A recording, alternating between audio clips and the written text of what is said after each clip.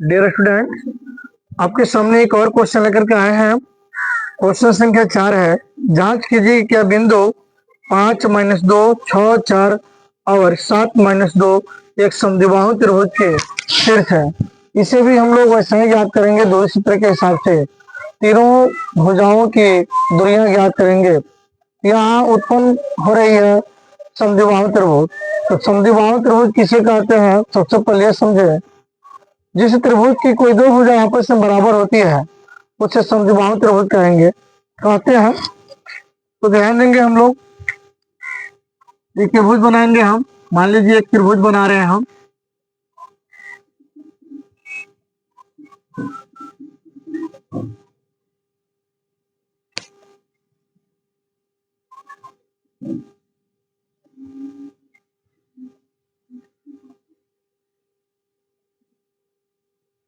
इसका नाम हमने ए बी सी रख दिया, यानी त्रिभुज ए बी सी का शीर्ष हो गया ए बी और सी हो गया। बिंदु ए का निर्देशांक आपके सामने 5-2 है। बिंदु बी का निर्देशांक आपके सामने है 6 और 4 है। बिंदु सी का निर्देशांक है 7-2 है।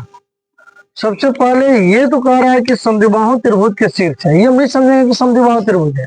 समद्विबाहु त्रिभुज के शीर्ष हमें पता करके दिखाना होगा। यानी त्रिभुज ए बी सी में एक भुजा ए बी है, दूसरा बी सी है, तीसरा ए सी है। इन तीनों भुजाओं में से कोई दो भुजा बराबर करके दिखाना होगा। लिखेंगे हम। दिया तो नहीं है पहले से त्रिभुज का नाम। माना कि त्रिभुज ए बी सी में शीर्ष ए का निर्देशांक 5-2, शीर्ष बी का निर्देशांक 6-4, शीर्ष सी का निर्देशांक 7-2 है ना। अब x1 उसी तरह 5, x2 6, x3 7, y1 -2, y2 4, y3 -2 हो जाएगा। 5, x2 6, x3 7, y1 -2, y2 बराबर 4 और y3 -2 हो जाएंगे ना। अब हम क्या करेंगे, बताएं आपको कि हम त्रिभुज एबीसी में दूरी सूत्र के द्वारा ए बी की लंबाई ज्ञात कर लेंगे, बी सी की लंबाई ज्ञात कर लेंगे और एक्स सी की लंबाई ज्ञात कर देंगे। इसलिए ए बी बराबर रूट अंडर ए बी आ जाएंगे, तो इसमें आ जाएगा x2 - x1 का होल स्क्वायर और y2 - y1 का होल स्क्वायर। मेरे प्यारे स्टूडेंट, x2 देखिए कितना दिया है 6 और x1 दे दिया है 5 का होल स्क्वायर। y2 देखिए कितना दिया हुआ है 4 और y1 यहाँ गौर कीजिएगा आप लोग, माइनस और ये माइनस, माइनस और माइनस मिलकर हो जाएंगे प्लस।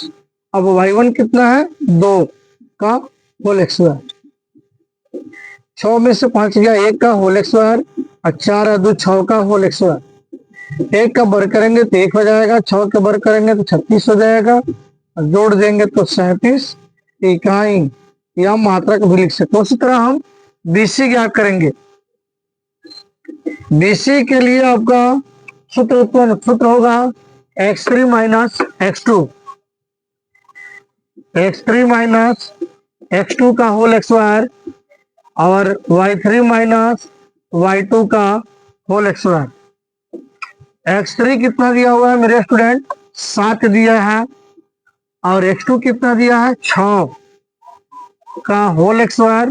y3 दिया है -2 और y2 दे दिया है 4 -4 का होल स्क्वायर। प्यारे स्टूडेंट, 7 में से 6 गया 1 का होल स्क्वायर -2 और -4 का अगर ऐड करेंगे तो -6 हो जाएंगे। और बताएं आपने इसके पहले वाली वीडियो में क्वेश्चन नंबर 3 में बताया है कि माइनस यदि दिया रहेगा पावर सम दिया रहेगा तो चिन्ह प्लस हो जाता है। यही यदि माइनस दिया रहेगा पावर यदि आपका विषम दिया रहेगा चिन्ह माइनस हो जाएगा। तो ध्यान दिया गया, 1 का वर्ग करेंगे तो रूट अंडर 1 हो जाएगा, 6 का वर्ग करेंगे तो 36 हो जाएगा। रूट अंडर ए बी कितना आ गया? 37 इकाई आ गया। उसी तरह भी AC याद करेंगे। AC के लिए आपका सूत्र बनेगा x3 माइनस x1 का होल स्क्वायर और y3 माइनस y1 का होल स्क्वायर हो जाएगा। x3 मेरे स्टूडेंट कितना दिया हुआ है? 7 माइनस 5 का होल स्क्वायर और y3 दिया है -2। ध्यान देंगे -2 और y1 यह माइनस और ये फॉर्मूला में का माइनस, यह माइनस और माइनस मिलकर हो जाएंगे प्लस। अभी आ गया कितना? 2 का होल स्क्वायर, 7 में से 5 गया, 2 का होल स्क्वायर। अभी बन गया 0 का होल स्क्वायर। 2 का वर्ग करेंगे तो 4 आ जाएगा, 0 का वर्ग करेंगे 0 आ जाएगा। रूट अंडर 4 बराबर 2 इकाई हो जाएगा। मेरे स्टूडेंट अभी आपको बताया है, इसमें दोनों त्रिभुज में देखेंगे, सॉरी दोनों त्रिभुज नहीं, त्रिभुज है, त्रिभुज ABC में कौन कौन सी भुजा आपस में बराबर आ रही है? तो AB आपका रूट अंडर 37 इकाई दे रहा है और BC भी आपका रूट अंडर 37 इकाई और AC बराबर नहीं आया है।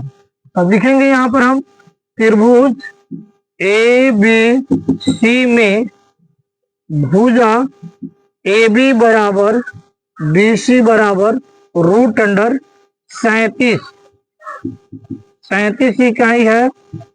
और उसके बाद भुजा जो है AC, यह AC है आपका रूट अंडर 4 तो निकल गया है, रूट से 2 इकाई हो गया। अतः हम जानते हैं कि किसी त्रिभुज की कोई 2 भुजा आपस में बराबर होती है तो वह त्रिभुज समद्विबाहु त्रिभुज कहलाता है। अतः त्रिभुज ABC एक क्वेश्चन क्या कह रहा है, अपने क्वेश्चन पर ध्यान देंगे। 5 - 2 6 4 और 7 और -2 एक समद्विबाहु त्रिभुज के शीर्ष है। ऐसे में लिख करके लिखेंगे हम 5 - 2, 6 4 और 7 - 2 त्रिभुज ABC का शीर्ष